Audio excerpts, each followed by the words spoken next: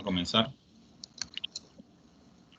Ayer, en la sesión del día de ayer que estuvimos hablando en trabajo en altura, buenos días nuevamente a todas las que llegaron que no había podido saludar.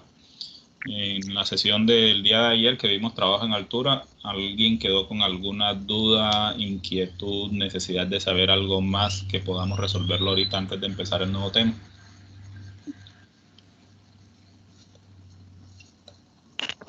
Yo creo que quedó todo claro. Sí, nadie levanta la mano, entonces podemos comenzar con el nuevo tema. Ok, en esta sesión de tareas de alto riesgo, vamos a arrancar con la segunda actividad de alto riesgo que tenemos pendiente en este semestre. La siguiente va a ser izaje de carga, que la vamos a hacer en la siguiente sesión. Si ustedes están de acuerdo, no sé cómo esté su horario, podríamos hacer uno en 3 semanas para poder abarcar los 4 temas que considero que son importantes para ustedes. Sin embargo, la sesión del viernes de la semana entrante es la única que tenemos programada hoy. Si alguien o algunas personas de las que están acá están interesados en que podamos ver una actividad de alto riesgo nueva, diferente a las que ya hemos visto en clase, que no tiene nada que ver con el semestre, pero que las anticiparía para el tercer semestre, que es espacios confinados, me avisan y entre semana podríamos ver ese tema específicamente solo para los que les interesen. No es obligación venir a la clase ese día. La obligación es el día viernes. A través del grupo voy a estar pendiente para que las personas que estén interesadas me avisen, y si aparecen más de 10, ese día programamos la sesión de clases y nos vemos entre semana el día que podamos acomodarnos, que me parece que el jueves es un día muy propicio para eso. Ah, bueno, profe. Listo, entonces vamos a mirar el tema de excavaciones. Es simplemente un ofrecimiento, no es una obligación, quiero que les quede claro. A mí sí me gustaría. ¿Perdón? A mí sí me gustaría, profe. Tu profe está bien. Listo. Porque se va a escuchar eso. Vaya pensándolo y por ahí en el grupo ustedes se ponen de acuerdo y me cuentan. Y lo hacemos el día jueves de la semana entrante. Listo. Hoy vamos a hablar de un tema que ya ustedes conocen muy bien, que es excavaciones. Vamos a recordar muchas de las cosas que ya habíamos hablado en las clases presenciales. De pronto mencionamos algunas cosas que durante la presencialidad se nos fueron escapando porque el tema del tiempo a veces no permite que hagamos muchas cosas, y por esa razón ustedes tuvieron esa cartilla o la guía que tienen ustedes, que les permite disipar algunas dudas si las tienen o mejorar el conocimiento. Aquí vamos a tratar de compartir lo que dice esa guía y lo que sabemos nosotros de aplicaciones prácticas en el tema de excavación. Lo primero es que podamos diferenciar entre los tipos de excavaciones que existen, porque hay unas excavaciones que se llaman propiamente excavaciones y hay otras deformaciones de la tierra que son hechas por personas que reciben un nombre diferente. Y eso no es fruto de la casualidad o que hablemos de forma diferente ocasionalmente, de acuerdo a los lenguajes que manejemos aquí en Colombia. En algunas zonas del país a cualquier excavación le dicen zanja, en otras zonas del país a cualquier zanja le dicen excavación. Entonces es importante que ustedes se familiaricen con los dos términos para que, sin importar dónde estén trabajando, puedan entender cuando les estén hablando, o cuando la persona usa el término puedan entender de qué realmente están hablando. En términos de ingeniería, estas son las dos definiciones que se manejan. Una excavación es cualquier corte o depresión que se hace sobre la tierra y es hecha por el hombre sin importar el mecanismo que utilice, bien sea mecánico o manual, y que tiene unas características especiales. La primera es que una excavación siempre es más ancha que profunda. Siempre es más ancha que profunda una excavación. Eso, para los señores de ingeniería, está considerado una excavación. Y una zanja, que también es otra excavación, pero recibe el nombre de zanja porque es más profunda que ancha. Son dos cosas muy diferentes. Ustedes ahí ven las fotos que les estoy mostrando. En la parte izquierda de su pantalla ustedes están viendo una excavación que es más ancha que profunda, y al lado derecho están viendo una zanja que es más profunda que ancha. Esa es más o menos la diferencia de estas dos características del trabajo de excavación que se hace en campo. ¿Por qué hablar de las dos? Porque generalmente nosotros nos enfrentamos a trabajos,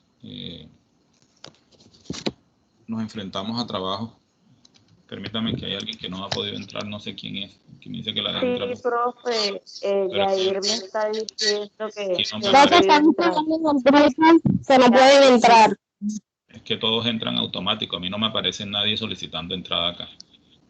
Yair y Chaira no pueden entrar. Por Tienen que favor. entrar como invitados.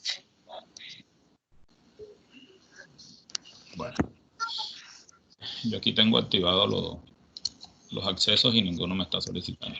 Entonces les decía que en el tema de excavaciones tenemos esas dos características. Y esas excavaciones cambian su característica adicional por el tipo de suelo que nos encontremos en el proceso de excavación.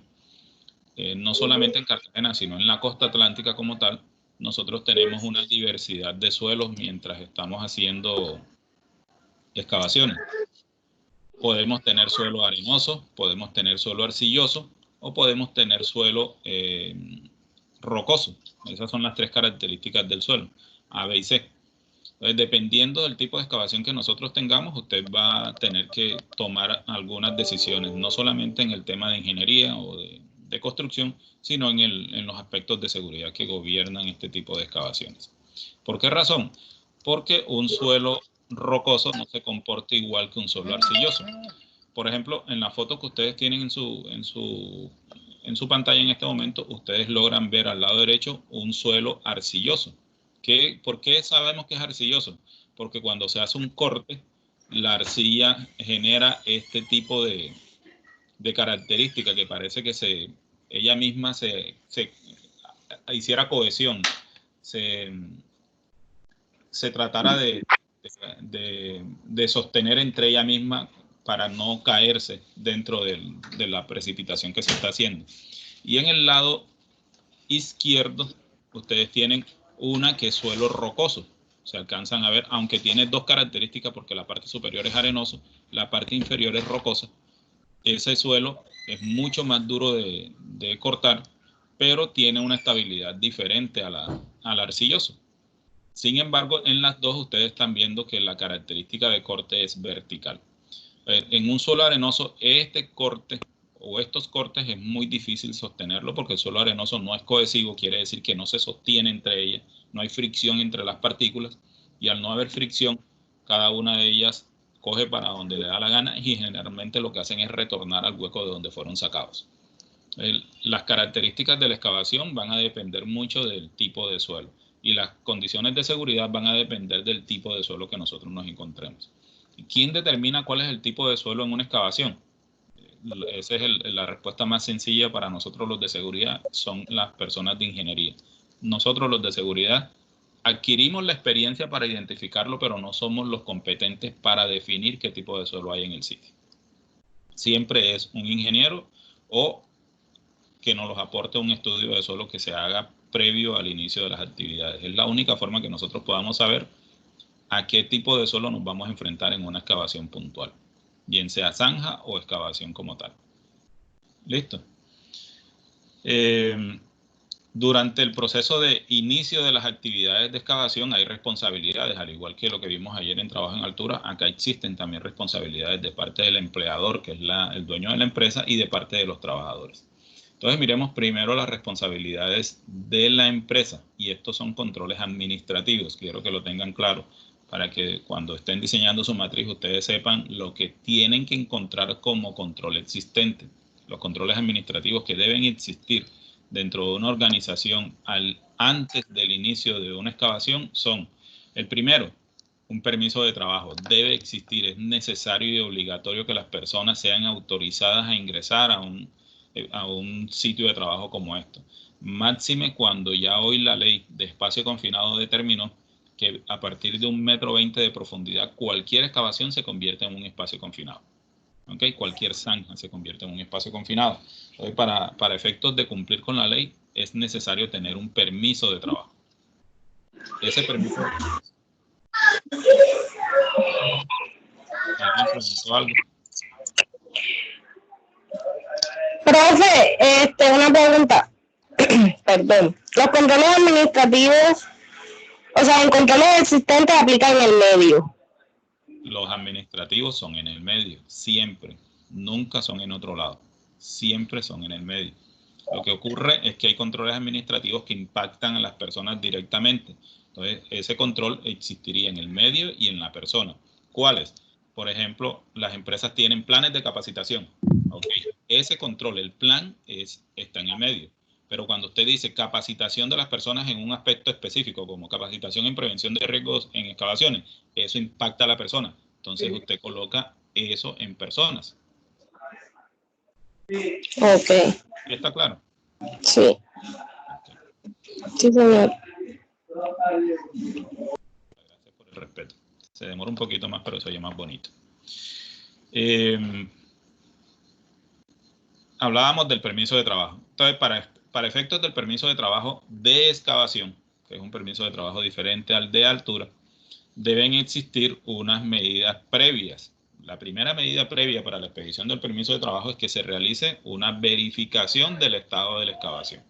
Eso se hace con un documento que ustedes conocen como listas de verificación, listas de chequeo, listas preoperacionales. No sé cómo se las han vendido acá en ese desarrollo, pero así se llama. Listas de verificación o listas de inspección o checklists. Ese previo tiene que hacerlo y esa lista de verificación, ese checklist lo tiene que diligenciar una persona competente en excavaciones y no somos los líderes de seguridad ni las personas que estudian o trabajan en seguridad. Nosotros no sabemos nada de eso. Eso lo debe hacer un ingeniero calificado, una persona que tenga licencia para poder ejercer esa labor.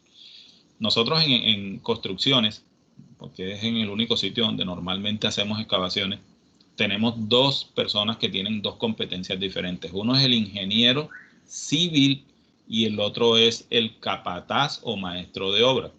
Generalmente el maestro de obra, por el tema de nosotros acá en la costa, se han formado o han adquirido su experiencia por cuenta propia. Quiere decir que no han pasado por un proceso de formación formal. Todo ha sido informal, quiere decir aprendido en el ejercicio de hacer. Los ingenieros sí son graduados. Ellos tienen una licencia que los acredita como ingenieros civiles.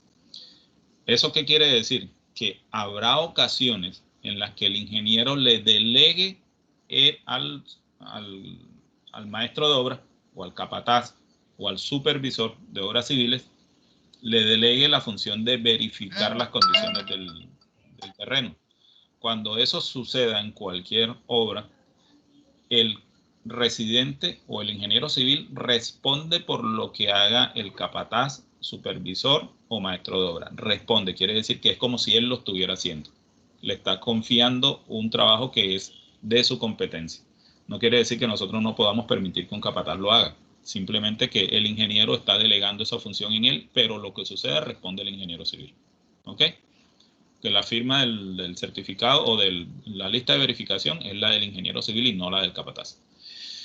Después que se diligencia este certificado o esta lista de chequeo y todos los puntos salen ok, o sea, que el ingeniero civil certifica que las personas pueden ingresar a la excavación, entonces en ese momento se inicia la elaboración del permiso de trabajo en la cual participan el capataz, el ingeniero civil o supervisor de obra y alguno de los trabajadores, no todos porque normalmente en una excavación participan más de 10, 15 trabajadores, entonces no vale la pena que todos firmen, pero sí debe haber una persona de los trabajadores que esté verificando que el permiso corresponda al área y al tipo de trabajo que se va a realizar.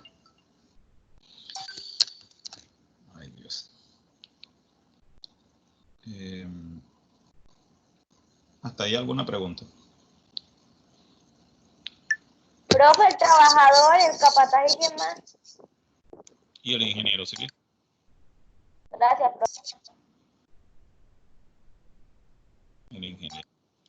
Esas son las personas. Díganle a sus compañeros que yo no tengo cómo dejarlos entrar porque no están solicitando entrada. Sí.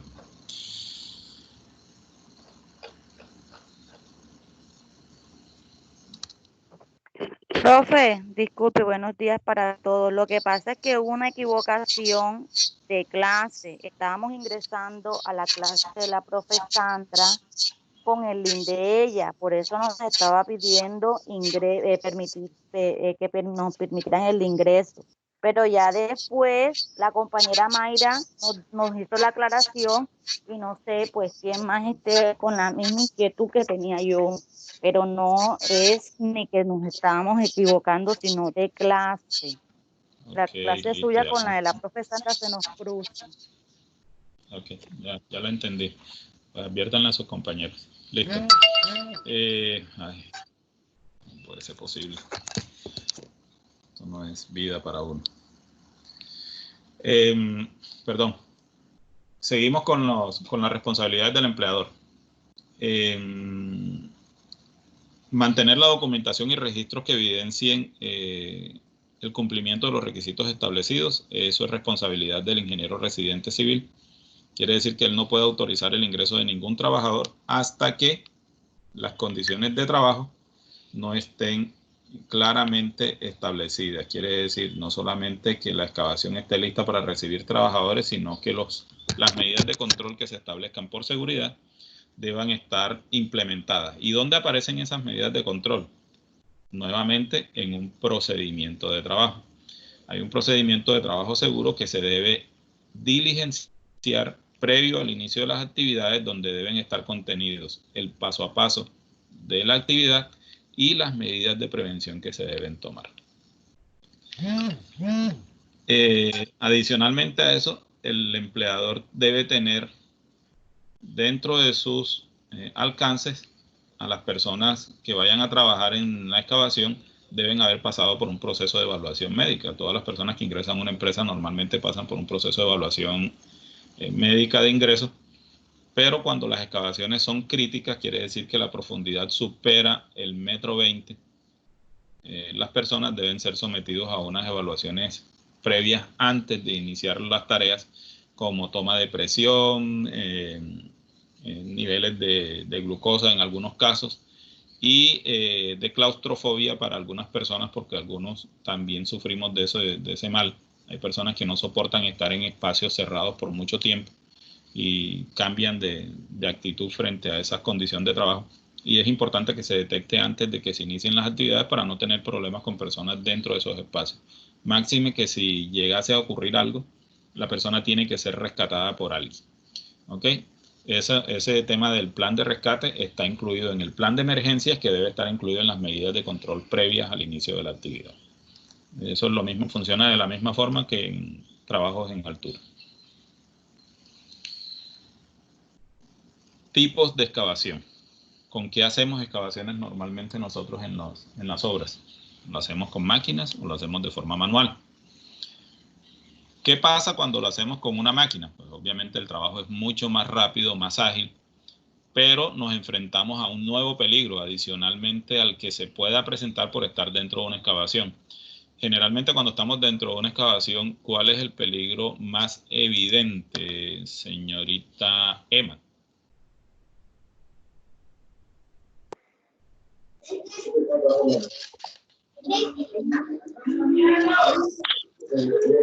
Perdón, profe, repítame la pregunta. Cuando estamos dentro de una excavación, ¿cuál es el peligro más evidente? Atrapamiento, profe. Atrapamiento, ¿cierto? O derrumbe, o deslizamiento. Esos son los más evidentes. Pero cuando ya estamos en una combinación de una excavación con una máquina trabajando alrededor de la excavación o dentro de la excavación o metiendo parte de sus mecanismos dentro de la excavación, nos enfrentamos a un nuevo peligro.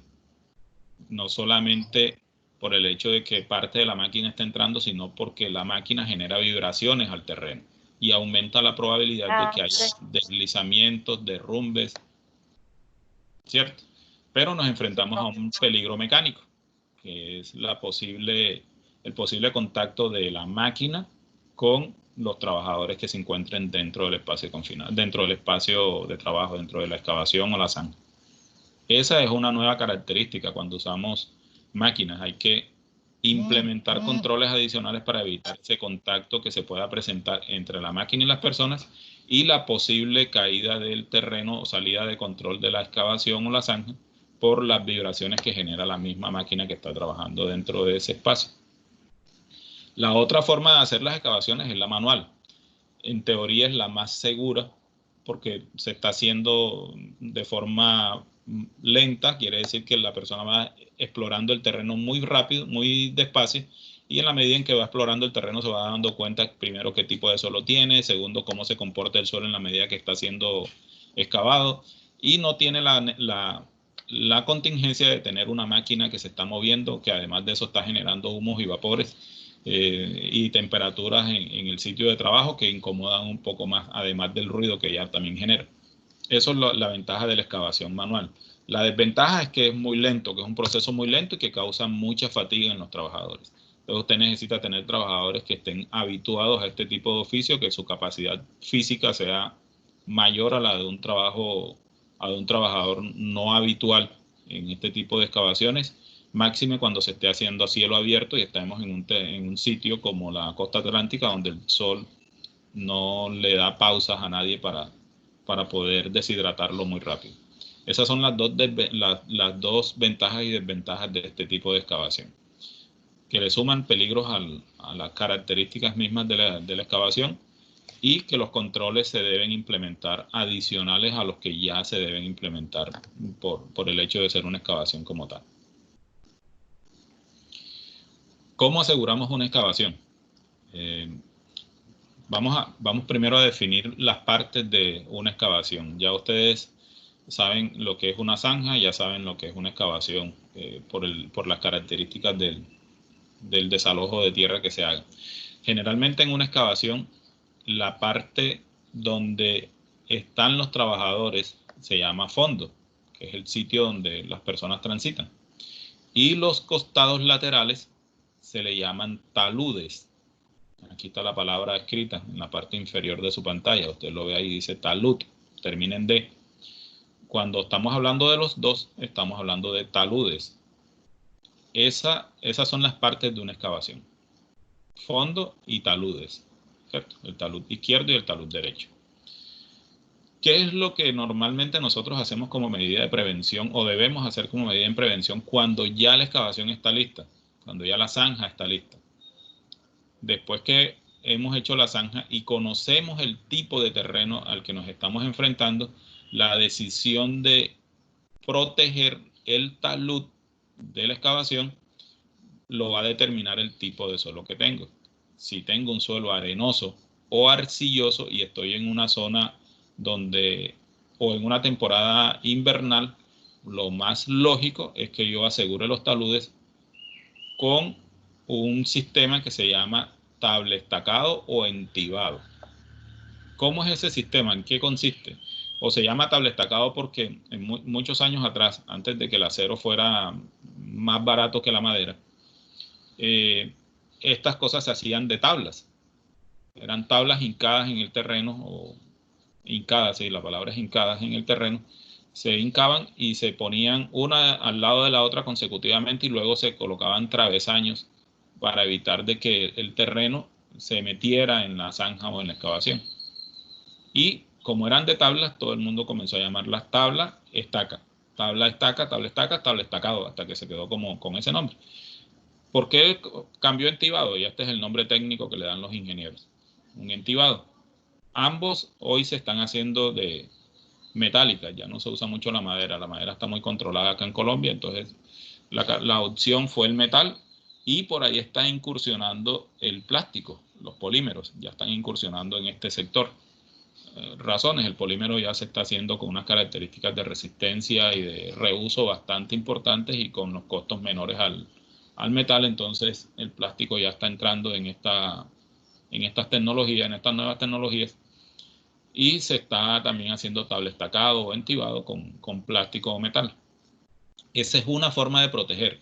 Pero ¿cuándo se decide eso? Cuando tenemos un tipo de suelo arenoso o arcilloso, estamos en época invernal o se tiene que hacer una excavación de corte vertical. El terreno no da opción de hacer excavaciones más amplias, más anchas, para poder proteger a las personas que trabajan en ese sitio. Cuando tenemos esa opción de hacerlas más amplias, entonces hacemos un corte longitudinal o en diagonal, como el que ven ustedes en la parte de abajo que dice talud. Ese corte asegura de que el desplazamiento del terreno no sea brusco, como ocurriría en este tipo de corte longitudinal vertical, sino que el terreno va cediendo suave, va cediendo a pesar de que caiga mucha agua. Él se va erosionando de forma paulatina y le permite a la gente salir de la excavación muy rápido. Generalmente cuando se usa este tipo de protección es porque tenemos mucho terreno alrededor y podemos ampliar la excavación. ¿Cuál es la relación que debe existir entre la altura y la ampliación hacia la izquierda o derecha de la excavación? La misma que ustedes conocieron de escalera, que es de 4 a 1 o de 4 a 1,5. Quiere decir, por cada 1,5 metros que yo baje, me abro 4 metros hacia el lado.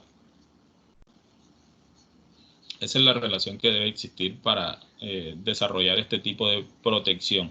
Pero solamente se usa cuando tenemos amplitud de terreno y podemos desarrollarlo sin ningún problema, y generalmente se hace con máquinas. Hacerlo de forma manual implica un sobrecosto en los trabajos que es muy demorado. Segunda protección, después de que tenemos el tablestacado, la tercera, perdón, es el enmayado. ¿Para qué se utiliza el enmayado? Normalmente se utiliza en terreno rocoso. Razones: cuando se corta el terreno rocoso, existe la posibilidad de que parte de la roca fracturada comience a caer por condiciones de la naturaleza misma. Está suelta y comienza a caer, y una piedra cayendo desde una altura superior a 7 metros puede ocasionarle lesiones graves a un trabajador. Entonces, la forma de retener esos elementos para que no caigan dentro de la excavación es colocarle una malla. Esa malla retiene cualquier cosa que esté ahí y permanecerá del principio hasta el fin de la obra, y luego se retira y se vuelve a rellenar, o se pierde, se deja incluso ahí, se rellena y la malla no le va a causar ningún daño al terreno. Esas son de alguna forma las 3 características de protección que se deben implementar cuando se está haciendo una excavación: por tablestacado entibado, enmayado o por talud inclinado. Esas son las 3 características de protección, y tomar la decisión de hacerlo depende del tipo de suelo y de la profundidad y amplitud que tengamos en el terreno para hacer cualquiera de estas protecciones. Eso es lo que normalmente se utiliza en construcciones.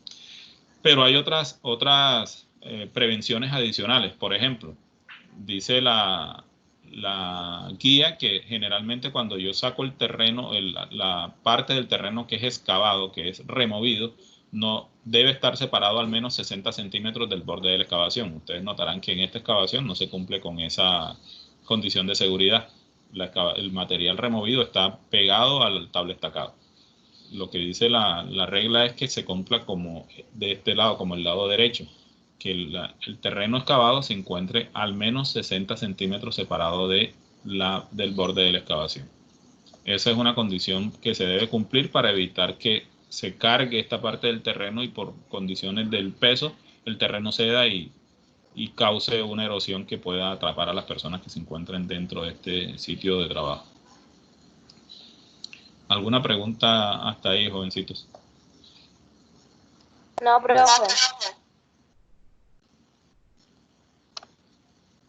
¿Estamos bien? Okay. Sí. Otras formas de asegurar una excavación. Pues, ayer que estábamos hablando de trabajos en altura, estábamos hablando de la altura negativa, ¿cierto? ¿Lo recuerdan? Sí, profe. Bueno, aquí tenemos la explicación de la altura negativa. Si una persona está trabajando en esta zona, cerca al borde de la excavación, se enfrenta a una caída de altura negativa, muy a pesar de que su sitio de trabajo es esta plataforma que ustedes ven aquí, o esta zona de trabajo que es estable, que es natural, que hace parte del terreno, pero que al enfrentarse a la posibilidad de caer en una precipitación, el señor se enfrenta, cuando esté en el borde de la excavación, se enfrenta a una caída. Y por eso se convierte, para la persona que está aquí arriba, como trabajo en altura, si la excavación supera el 1,50 m. Si la excavación supera el 1,50 m, quiere decir la profundidad de la excavación. ¿Cómo hacemos prevención ahí? Sistema de protección pasivo. ¿Lo recuerdan? ¿Cómo se llaman estas?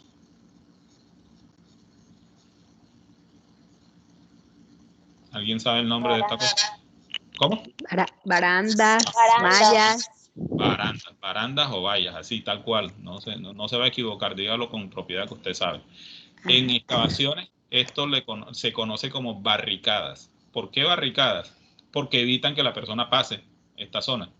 En la época de la guerra, las barricadas se construían para evitar que el enemigo pasara de un lado a otro. Aquí se le colocó ese nombre de barricadas porque evitan que los trabajadores superen esta línea de seguridad. Esta línea de seguridad de aquí, hasta el borde de la excavación, debe tener al menos 1 metro de distancia. Al menos 1 metro de distancia. Para que la persona pueda llegar aquí y si quiere asomarse o mirar lo que está pasando acá adentro, lo puede hacer desde la barricada. Si la persona tiene que pasar la barricada por la circunstancia que sea, porque le toca trabajar acá, porque tiene que hacer algo en esta zona, la persona debe contar con puntos de anclaje en algún sitio detrás de la barricada que evite que la persona llegue a caer a las profundidades superiores a 1,50 m. Quiere decir, ahí hay un sistema de protección contra caídas que debe implementarse para evitar que la persona, si llegase a caer, llegue a la profundidad de la excavación, a la base de la excavación. Se recomienda que a las excavaciones se les construya una cuneta en el perímetro para que cuando haya lluvia, el agua que se deposita en estos sitios no entre a la excavación, sino que entre solamente la que está cayendo desde el cielo y el resto sea redirigido a través de un sistema de cunetas para evitar que el agua entre allá. Esto es un trabajo que en muy pocas excavaciones hemos visto nosotros particularmente, pero sí se implementan en algunas que son muy importantes, sobre todo en las de construcción de vías. La siguiente recomendación es sobre los accesos a la excavación. Se necesitan construir escaleras portátiles o escaleras en el sitio del terreno. Yo puedo construir una escalera que haga parte del sitio del terreno, quiero decir, hacer el terreno escalonado y construir un acceso dentro del terreno. Si lo hago así, a ese terreno o a ese acceso no tengo que colocarle barandas, porque va a ser tan amplio como que 60 centímetros es lo mínimo que yo puedo hacer una escalera de ancho, 60 centímetros. Si lo hago con una escalera portátil, esa escalera portátil debe tener unas características de seguridad que cuando sea usado por las personas no se vaya a romper, no vaya a lesionar al trabajador. Y debe cumplir con unas características de seguridad adicional, y es que desde el punto de apoyo hacia afuera de la excavación, esa escalera debe sobresalir al menos 90 centímetros. Debe sobresalir desde este punto de apoyo, no sé si lo están viendo todos, que estoy señalando con el mouse, desde este punto de apoyo hacia arriba, debe sobresalir 90 centímetros mínimo. 90 centímetros mínimo. Esa es una de las características de seguridad para que se usen escaleras portátiles, sean construidas en madera o metálicas, deben cumplir con unas características de seguridad estándar y que del borde de la excavación hacia arriba salgan al menos 90 centímetros. Si la excavación supera los 7 metros de largo en longitud, debe haber al menos una escalera cada 7 metros, escalera de acceso y salida, porque se usa para los dos propósitos. ¿Cuál es la razón? Eso viene dentro del plan de emergencia, y es que si necesitamos evacuar la excavación por algunas circunstancias que implique la falla del terreno, las personas tengan una escalera lo más cerca de su punto de trabajo. Y por emergencias la gente pueda evacuar la excavación a través de las escaleras. ¿Ok? Esa es una de las razones por las cuales se usan estos accesos seguros. Profe, me hace un favor y repite cada cuántos metros de la excavación deben de haber las 7 escaleras. Cada 7 metros. Cada 7 metros. La guía que ustedes tienen dice cada 7.5. Pero la recomendación técnica es cada 7 metros por estándar internacional. Si la excavación supera los 7 metros, debe haber una escalera cada 7 metros separadas una de la otra. Y la salida de la escalera tiene que ser a una zona segura, no puede ser a un terreno desmontado o a un sitio donde la persona vaya a correr el riesgo de lesionarse cuando salga de la excavación. Eso es lo que se recomienda durante el ejercicio de esta tarea.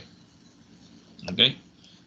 Las otras recomendaciones es que las personas de seguridad, ahí sí entramos nosotros, hagamos inspección permanente de las condiciones del terreno para asegurar la estabilidad de los taludes, que no se vayan a salir de control, que las personas estén almacenando o apilando el material excavado 60 centímetros fuera del borde de la excavación, que las barricadas se mantengan en el sitio donde se colocaron y tiene que ser de ambos lados de la excavación, no solamente de un solo lado, tiene que ser de ambos lados de la excavación para evitar que intrusos o personas que no tienen nada que ver con el trabajo estén ingresando a esta zona, que es la zona de seguridad, donde cualquier persona que entre debe estar sujeta a un punto de anclaje para evitar caer dentro de la excavación.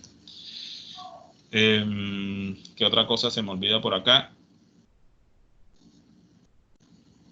Pues más nada, va a depender mucho, los otros controles van a depender mucho de lo que estemos haciendo dentro de la excavación o lo que estemos utilizando para hacer trabajos dentro de ella. Ejemplo, generalmente estas excavaciones se hacen para instalar tubería, por ejemplo, tubería de alcantarillado, tubería de gas natural, tubería de conducción de hidrocarburos. Cuando se está haciendo excavaciones para tuberías de alcantarillado, esa tubería generalmente es empotrada, pero utilizan máquinas para ingresar la tubería por el peso que implica cada uno de esos elementos estructurales. Entonces la máquina debería estar detrás de la barricada, al menos 1,50 m alejado de la barricada. Dependiendo de la carga de la máquina y del tonelaje, eso va a irse alejando en la medida en que el peso de la máquina sea mayor, para evitar que la máquina o el peso de la máquina cause alguna deformación en el suelo y finalmente derrumbe la excavación dentro del sitio que fue excavado y atrape a los trabajadores. Y esos son controles adicionales dependiendo de la tarea que vayamos a hacer acá. Si vamos a hacer soldadura dentro de la excavación, entonces los controles para ese tipo de trabajos se deben implementar e incrementar, porque ahí el humo o los vapores que se generan por la soldadura no van a salir con mucha facilidad. Generalmente los humos metálicos son pesados y se mantienen en la parte inferior del sitio de trabajo. Hay que forzarlos a salir con ventilación adicional. Habrá ocasiones en las que debamos tener ventilaciones en las mismas excavaciones para asegurar la salida de ese tipo de humo si estamos haciendo trabajos de soldadura, del cual también iríamos a hablar nosotros en el futuro. ¿Qué otra cosa se me pasa de aquí? Yo creo que eso es todo, muchachos. No sé si tienen alguna pregunta adicional a lo que hemos hablado acá.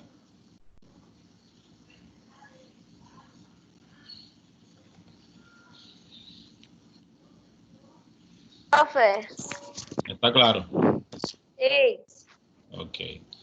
Seguimos. Profe, ¿usted nos puede hacer favor de regalarnos la grabación de esta clase? Claro que sí, como todas las que hemos dado, niñas. No se preocupen que siempre están ahí. Ayer les pasé el enlace de la clase de ayer. Hoy les pasaré la de este día. Y finalizamos la sesión, antes de entrar a las preguntas, con un modelo de lista de chequeo. Un modelo no quiere decir que sea la lista de chequeo, es un modelo de lista de chequeo. Recuerden que las listas de verificación tienen un encabezado, que aquí no lo puse por efectos de espacio, pero que en el encabezado habla sobre el tipo de excavación que se está haciendo, el tipo de terreno que se va a encontrar, las personas responsables de la salvaguarda de la excavación, fechas, nombre del contrato, área donde se está realizando la excavación. Hay un encabezado donde toda esa información queda consignada para que sepamos que esta lista de verificación corresponde a esa excavación en específico y no a cualquiera. Pero el contenido de la lista es lo que realmente consideramos que es importante discutir con ustedes, porque en cada uno de estos renglones hay un criterio que el evaluador de las condiciones de la excavación tiene que verificar uno a uno. Y esta lista está diseñada para que sea una persona competente la que pueda determinar si las condiciones de seguridad están dadas para que las personas entren. ¿Qué pasa si él durante la inspección encuentra un no?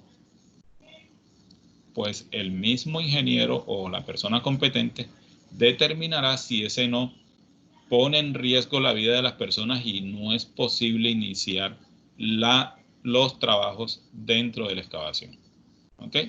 Esas dos determinaciones de si encontramos un no cumplimiento, solamente la toma el ingeniero residente y no el coordinador o supervisor de seguridad o inspector de seguridad. Que nosotros, nuevamente les recalco, y es bastante importante que lo tengan en cuenta, nosotros no somos las personas competentes para determinar si una excavación está en condiciones de trabajo o no, muy a pesar de la experiencia que podamos tener. Esos serían los criterios mínimos. Hay otros criterios que se le sumarán dependiendo del tipo de suelo y dependiendo de la excavación que tengamos. Hay listas mucho más voluminosas que estas, hay unas menos voluminosas que estas, pero son básicamente las características de una lista de verificación, que tiene un criterio de si aplica, de no aplica, perdón, de si cumple, no cumple, y un no aplica cuando la excavación tiene problemas. Por ejemplo, aquí dice que hay un plano de interferencia, quiere decir que si yo en la excavación me encontré alguna instalación subterránea existente. Durante el proceso de excavación estábamos realizando la excavación y encontramos un tubo de alcantarillado y nosotros íbamos a colocar una tubería de instalación eléctrica. Esa interferencia, el ingeniero determinará si afecta o no afecta las condiciones de seguridad del terreno y él colocará sí o no, dependiendo de lo que él considere. Pero eso lo determina el señor. Listo, jóvenes. Ahora sí pasamos a la parte de las preguntas.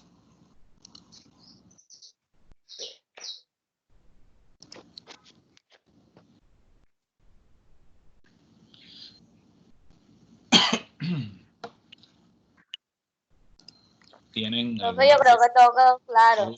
inquietud, necesidad de querer saber más? Nadie, todo el mundo entendió perfectamente bien. Quiere decir que estamos listos para cualquier evaluación que hagamos la semana que viene.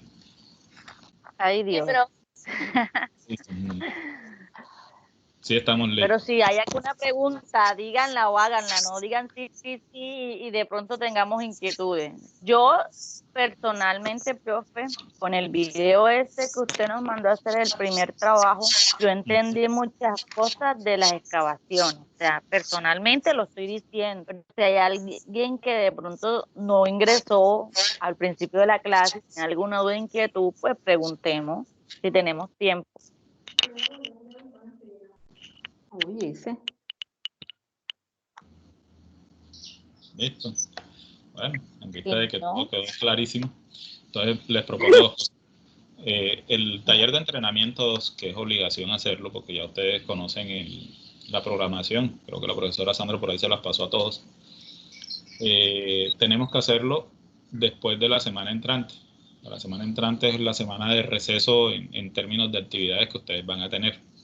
La semana que viene nosotros vamos a hablar de izaje de cargas y del tema adicional que les propuse a los que quieran. No es obligación que vengan, es a los que quieran.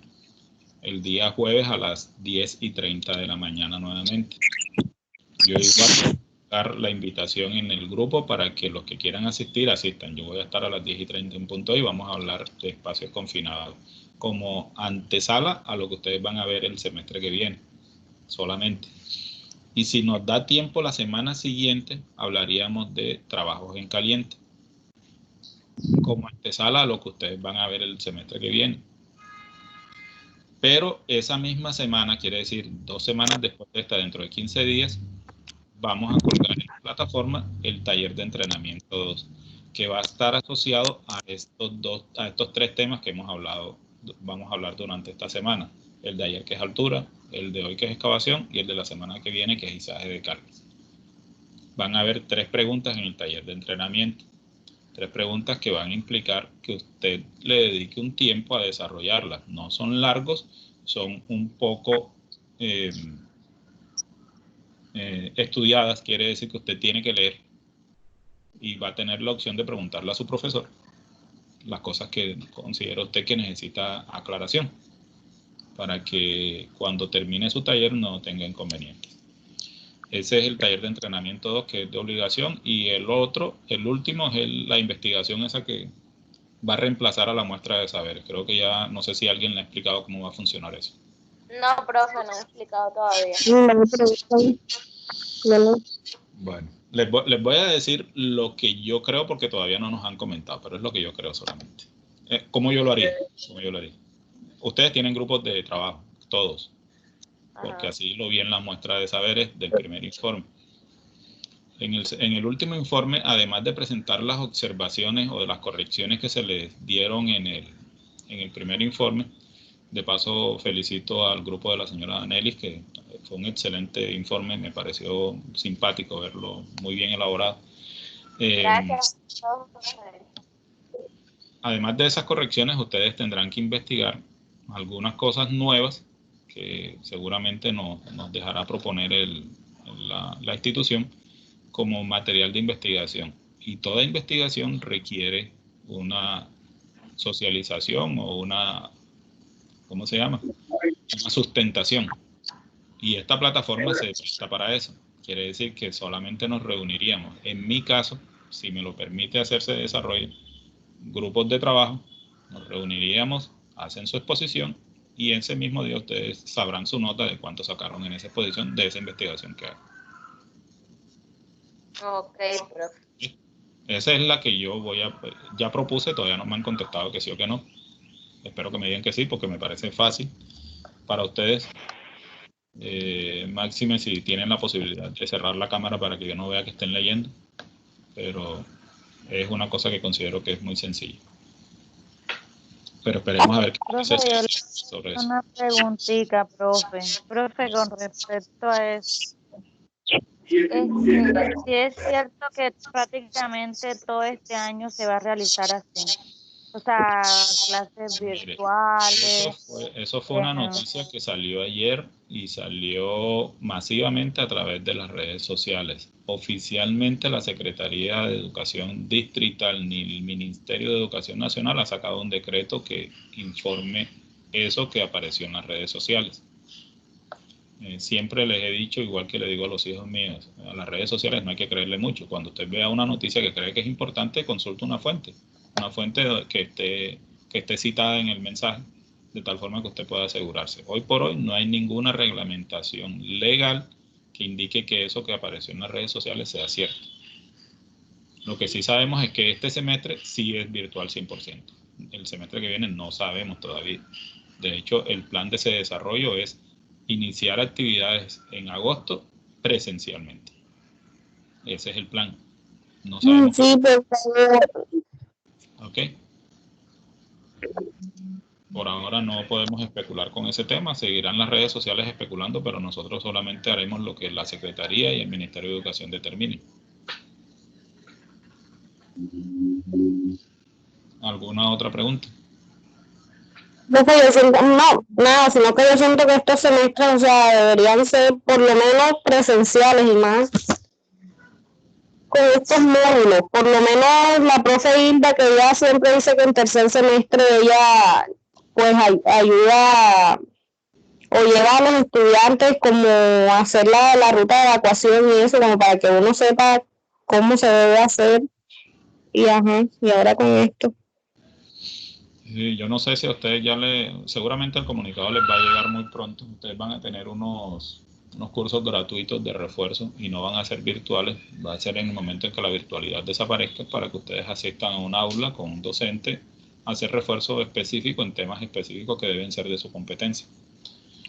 Eso va a pasar antes de que inicie el tercer semestre, con ustedes específicamente. Ustedes y los de primero. Los de tercero es una cosa muy difícil con ellos. Tenemos unas dificultades por el tema de tiempo y disponibilidad de los alumnos, pero con ustedes sí se va a poder hacer eso. En su momento les estarán avisando. Así que prepárense bueno, profe, ojalá un ya poquito más de tiempo a eso. Ojalá. Sí, eso va a pasar, no se preocupen. Lo que no sabemos es en qué momento les avisarán, pero va a pasar. No sé si tienen alguna otra pregunta. Ustedes se van a enfrentar a otra clase dentro de 20 minutos.